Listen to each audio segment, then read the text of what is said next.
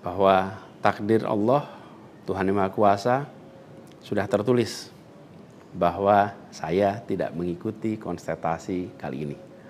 Dan sejujurnya ada selalu rasa lega setiap kali melewati sebuah persimpangan jalan. Ketika amanat itu diberikan, artinya Allah SWT meyakini bahwa ini yang terbaik. Dan ketika amanat itu tidak berikan, saya yakin Allah SWT sedang melindungi pada kita. Jadi itu juga yang saya jalani selama ini. Halo, Assalamualaikum warahmatullahi wabarakatuh. Apa kabar sahabat Hendris? Semoga sahabat Hendris dimanapun berada tetap sehat, tetap semangat. Seperti biasa sahabat Hendris, welcome back to my YouTube channel Hendris Media. Beberapa jam yang lalu saya membuat polling gitu ya. Apakah panggung politik Anies Baswedan sudah selesai? Karena ini berhubungan dengan tidak jadinya Anies Baswedan mengikuti kontestasi Pilgub Jakarta. Statement beliau akhirnya muncul. Tadi kita dengarkan dulu statementnya. Yuk kita lihat dulu videonya ya. Sini, check it out. Banyak daerah, ada calon-calon yang diinginkan publik yang tadinya ditutup jalannya, kemudian terbuka. Kenapa? Karena elitnya dipaksa oleh konstitusi untuk memberikan jalan. Dan ini adalah sebuah kesempatan untuk kita memperbaiki kualitas demokrasi dan harapannya nanti mutu pemerintahan di seluruh wilayah Indonesia. Jadi kemudahan yang disediakan oleh MK ini bisa dimanfaatkan. Walaupun di beberapa daerah juga tidak dimanfaatkan oleh partai-partai merespon aspirasi yang sesungguhnya ada dari masyarakat. Karena pilkada ini kan pemilihan di tingkat daerah yang harusnya mencerminkan aspirasi daerah, bukan aspirasi di puncak nasional. Tapi dalam kenyataannya tidak selalu semua bisa berjalan seperti itu.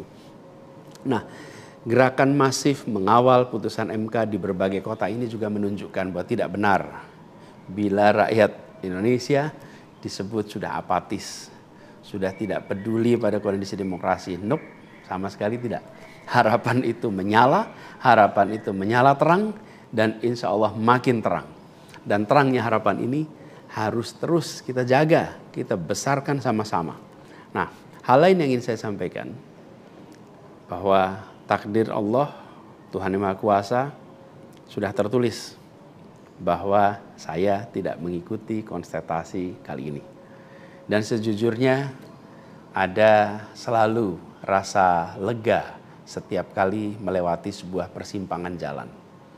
Ketika amanat itu diberikan, artinya Allah SWT meyakini bahwa ini yang terbaik. Dan ketika amanat itu tidak berikan, saya yakin Allah SWT sedang melindungi pada kita. Jadi itu juga yang saya jalani selama ini. Begitu kita menyaksikan situasinya, hasilnya, maka saya yakin seolah ada hikmah-hikmah besar yang akan muncul nanti. Mungkin ada yang tanya, Pak Anies, ada nggak penyesalan tidak mengikuti pilkada ini? Kalau saya ditanya ada penyesalan, tidak ada. Ada penyesalan itu. Apa yang saya sesali? Yang saya sesali adalah aspirasi warga kampung-kampung miskin kota, rakyat miskin kota yang berdatangan ke rumah ini, di tempat sini. Setelah selesai Pilpres kemarin, bergantian, berombongan datang bergantian, menyampaikan keinginan, aspirasi, Pak tolong kembalikan kondisi yang kemarin kita rasakan. 1,5 tahun ini hilang. Dari mulai usaha untuk perbaikan kampung-kampung kumuh, perbaikan kondisi ekonomi mereka, yang selama itu kami selalu jadikan sebagai fokus perhatian. Dan selama berapa bulan ini saya datang mengelilingi mereka semua, mendatangi mereka semua. Ini yang saya, kalau dibilang perasaan ya, ada perasaan, waduh ini aspirasi ini gak bisa kita tuntaskan. Lihat warga kampung Bayam yang terlantar, berat rasanya. Lihat kampung-kampung yang setiap kali kita datang, Pak tolong ini dituntaskan, berat rasanya kalau mereka tidak bisa mendapatkan penuntasan atas usaha meningkatkan kesejahteraannya. Itu yang kalau ditanya sebagai rasa sesal bagaimana rakyat miskin di Jakarta yang menjadi fokus perhatian kita tidak bisa saya penuhi harapannya. Para saudara-saudara semua, warga kampung di Jakarta, rakyat miskin kota, saya minta maaf karena tidak bisa membantu melalui jalan pemegang kewenangan, pembuat kebijakan. Tapi bukan berarti perjuangan kita berhenti dan bukan berarti ikhtiar kita selesai di sini, enggak. Dengan cara lain nanti kita sama-sama berjuang untuk bisa memperbaiki kondisi rakyat miskin kota yang saat ini sedang menghadapi tantangan yang besar sekali. Saya minum kopi dulu ya. Jadi catatan lain yang saya rasakan ya ketika mengikuti proses ini semua, bahwa terbuka kenyataan bahwa sistem politik kita, demokrasi kita masih amat ringkih. Dan kita punya PR untuk mengajak seluruh rakyat memiliki kesadaran yang lebih baik tentang proses politik, tentang proses demokrasi, agar demokrasi kita itu bisa berjalan dengan benar, berjalan dengan baik, dan hasilnya adalah untuk dirasakan seluruh rakyat. Ini PR tersendiri dan bukan sesuatu yang sederhana, tapi kita harus kerja keras. Dan saya rasa kita jangan berhenti di sini. Karena itu salah satu tujuan besar yang akan diperjuangkan ke depan adalah meningkatkan kesadaran politik dan demokrasi Indonesia. Membantu mendorong supaya inisiatif-inisiatif, gerakan-gerakan sosial masyarakatan itu bisa tumbuh berkembang khususnya di kalangan anak-anak muda. Seperti yang selama ini sudah dikerjakan, seperti misalnya humanis, ubah bareng, turun tangan, dan lain-lain. Nah, ada hal lain yang saya ingin share di sini. Kalau dalam interaksi, termasuk juga di sosial media, banyak sekali yang memberikan usul, saran, lebih baik Anies berkarir di luar negeri aja. Ada yang usul saya ke lembaga-lembaga internasional, ada yang berusul saya untuk mengajar di kampus-kampus di luar negeri.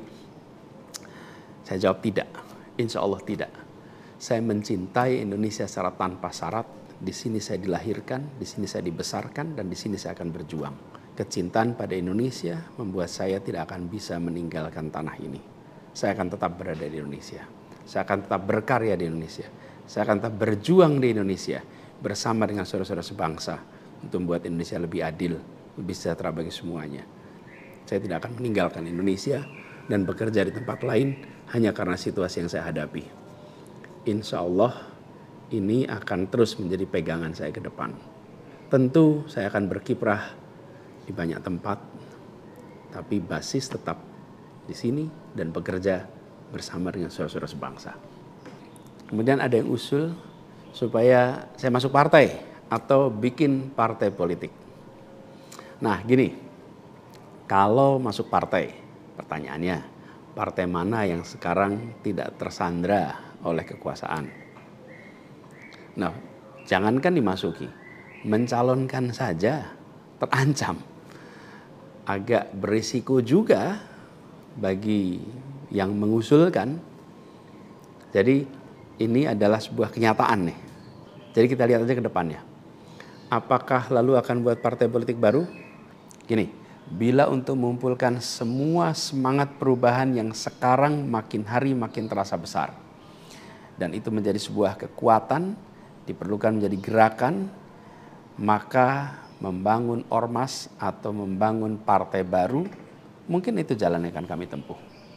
Kita lihat sama-sama ke depan. Semoga tidak terlalu lama lagi kita bisa mewujudkan langkah-langkah konkret untuk bisa mewadahi gerakan yang sekarang ini makin hari makin membesar. Menginginkan Indonesia yang lebih setara, demokrasi yang lebih sehat, politik yang lebih mengedepankan policy gagasan. Ini respon saya atas situasi yang sedang terjadi saat ini. Saya ingin sampaikan pada semua di akhir ini kutipan yang pernah saya sampaikan pekan lalu. Kutipan dari René de Klerk yang dimasukkan oleh Bung Hatta ke dalam pledoinya di tahun 1928 di Den Haag. 96 tahun yang lalu Bung Hatta menggunakan kalimat ini. Saya ingin ulang kalimat itu. Bunyinya begini. Hanya ada satu negeri yang menjadi negeriku. Ia tumbuh dengan perbuatan dan perbuatan itu adalah perbuatanku. Insya Allah segala perbuatan yang saya lakukan ke depan masih terus tetap dan akan selalu ditujukan untuk negeri yang saya cintai ini, Indonesia.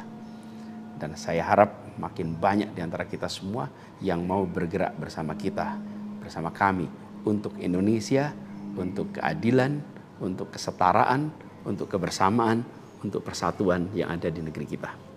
Terima kasih semuanya. Salam hangat dan hormat. Assalamualaikum warahmatullahi wabarakatuh.